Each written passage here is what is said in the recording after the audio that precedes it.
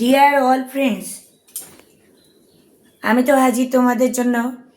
চেষ্টা করছি তোমাদেরকে আরও কিছু কমনযোগ্য প্রশ্ন উপহার দেওয়ার। এই লাস্ট মিনিটে আজকে ইতিহাস পরীক্ষা দিতে যাচ্ছ তোমরা, দেখে নাও এক ঝলকে কিছু প্রশ্নোত্তর, যা কিন্তু দেখার মাধ্যমেই তোমাদের মনে পড়ে যাবে পরীক্ষার হলে বসে। আর একদম টেনশন নেবে না, সরাসরি চলে আসি আমাদের আজকের এই এপিসোডে। আমাদের আজকের পার্ট 3 থেকে নেওয়া 16টা প্রশ্নে প্রথম প্রশ্ন হলো, ভারতের বিসমার্ক কাকে বলা হয় বন্ধুরা? ভারতের বিসমার্ক বলা হয় বল্লভভাই প্যাটেলকে।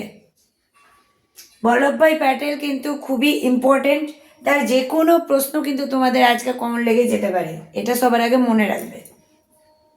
2 নম্বর প্রশ্ন কি? পেশোয়ার এক্সপ্রেস। পেশোয়ার এক্সপ্রেস এটা কে গঠন করে? কৃষ্ণচন্দ্র। কৃষ্ণচন্দ্র কৃষ্ণচন্দ্র অপশানে দেখতে পাবে কৃষ্ণচন্দ্র আছে। এটা একটু আনকমন প্রশ্ন আছে বটে, কিন্তু এটা তোমাদের পরীক্ষায় কিন্তু দিতেই পারে।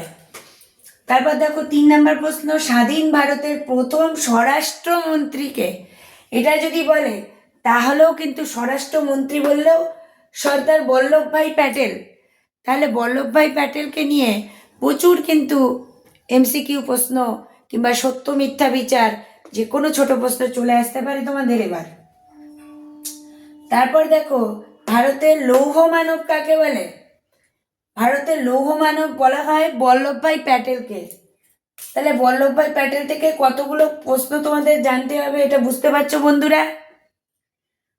আর একটি প্রশ্ন যেটা ছিল সেটা শুনে নাও, ভারতের স্বাধীনতা আইন কবে পাস হয়? এবার বলছি, ভারতের স্বাধীনতা আইন কবে পাস হয়?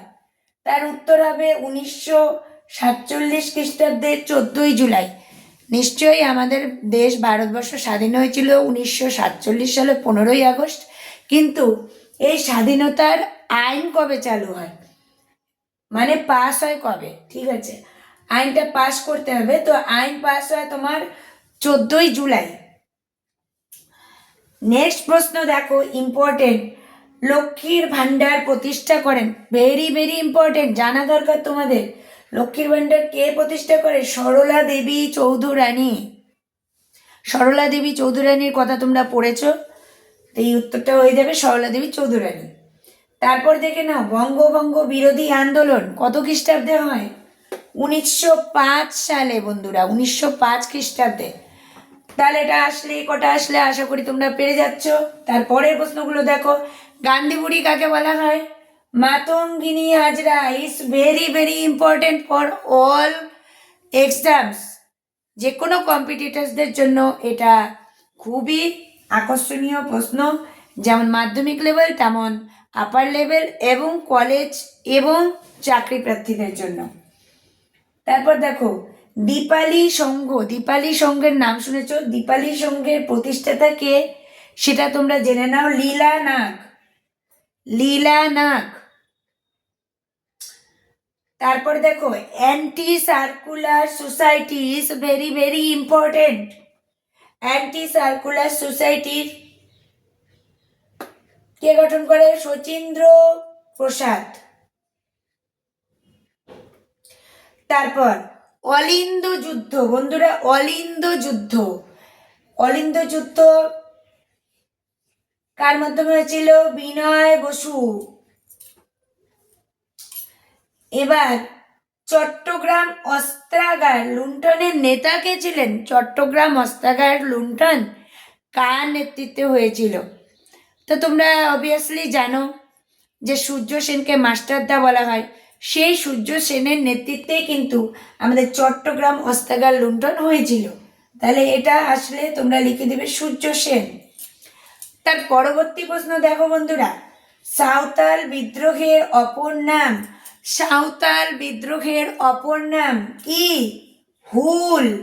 ভিভিআই ফর 2026 মাধ্যমিক এক্সাম, এবং এটা চাকরি পরীক্ষার্থীদের জন্য ইম্পর্টেন্ট। তারপর দেখো, একা আন্দোলন। একা আন্দোলন কোথায় হয়েছিল?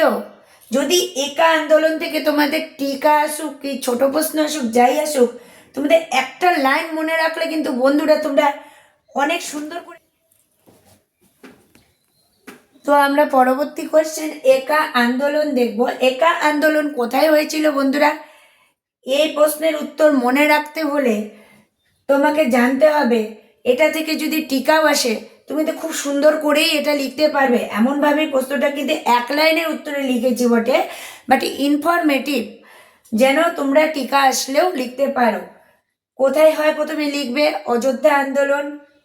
আচ্ছা, কত সালে হয়, কোন সময় হয়? 1921 থেকে 1922, মানে 1 বছর ধরে চলছিল, বেশি দিন না। এর নেতৃত্ব দেয় কে? মূল নেতাই ছিল কিন্তু মাদারি পাসি। ঠিক আছে, মাদারি পাসি হচ্ছে মূল মুখ্য ভূমিকা। তাহলে এইটুকু তো সাজিয়ে লেখাই যেতে পারে বন্ধুরা, যে কোথায় হয়েছিল একা আন্দোলন, তারপর সেটা কোন সময়কালের ঘটনা, তারপর তার নেতৃত্ব দেয় কে।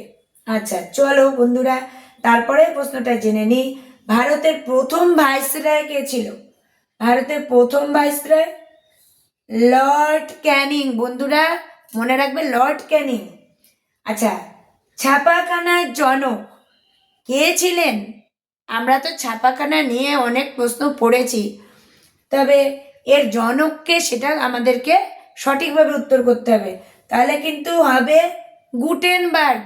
মনে রাখবে গুটেনবার্গ। গুটেনবার্গের ফুল নাম কি? Johannes Gutenberg.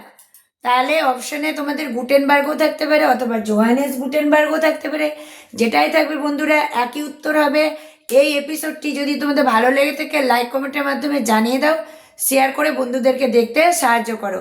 তোমাদের আজকে মাধ্যমিক পরীক্ষা খুব ভালো হোক এটাই আমি চাই, এবং সকলে লাস্ট মিনিট সাজেশন হিসেবে একবার আমার এই প্রশ্নগুলো দেখে নাও। এরকম আমি আরও দুটো ভিডিও তোমাদেরকে আপলোড করে দেখিয়েছি এর আগে। তোমরা যদি না পেয়ে থাকো সেটা, তাহলে তোমরা এই ভিডিওর ইনবক্সে চলে যাও। ইনফরমেশনে চলে গেলে তোমরা দেখতে পাবে আগের ভিডিও দুটো লিঙ্ক দেওয়া আছে, সে থেকে তোমরা অন্য দুটো ভিডিও দেখে নিতে পারো। তোমাদের গোটা মাধ্যমিক সফরের জন্য কিন্তু আমার এই কমনযোগ্য প্রশ্নের ভাণ্ডার। তো আজকেও 1 থেকে 16টা প্রশ্ন তোমরা দেখছো, আমি কিন্তু গতকালকেও দিয়েছি এবং আজকে ভোরবেলার দিকেও একটা দিয়েছি। তো বন্ধুরা একা তোমরাই পড়াশোনা করছো না, তোমাদের জন্য আমাকেও কিন্তু পরিশ্রম করতে হয় বন্ধুরা। তা আশা করি তোমরা কমন পেয়ে যাবে, এবং কমন পেলে একবার কিন্তু জানাতে ভুলো না যে আমার কমন দেওয়া প্রশ্ন তোমাদের কাজে লেগেছে কিনা, কতটাই বা কাজে লেগেছে। ভালো করে মাথা ঠান্ডা করে সমস্ত উত্তর করবে, তাহলে অবশ্যই নাম্বার ভালো পাওয়া যাবে। এই বলে আজকের এপিসোড আমি শেষ করছি বন্ধুরা। দেখা হবে আবার নেক্সট সাবজেক্টের কোনো এপিসোডে। নমস্কার বন্ধুরা। চ্যানেলটি ভালো লাগলে সাবস্ক্রাইব অবশ্যই করে দিও, এবং সাবস্ক্রাইব করে অল বাটনে প্রেস করলে বেল আইকনে, তাহলে তোমরা অন্য যে কোনো ভিডিওর নোটিফিকেশন সবার আগে জানতে পারবে। আমার চ্যানেলের নাম বান্টিস ক্রিয়েশন, নিশ্চয়ই তোমরা জেনে গেছো।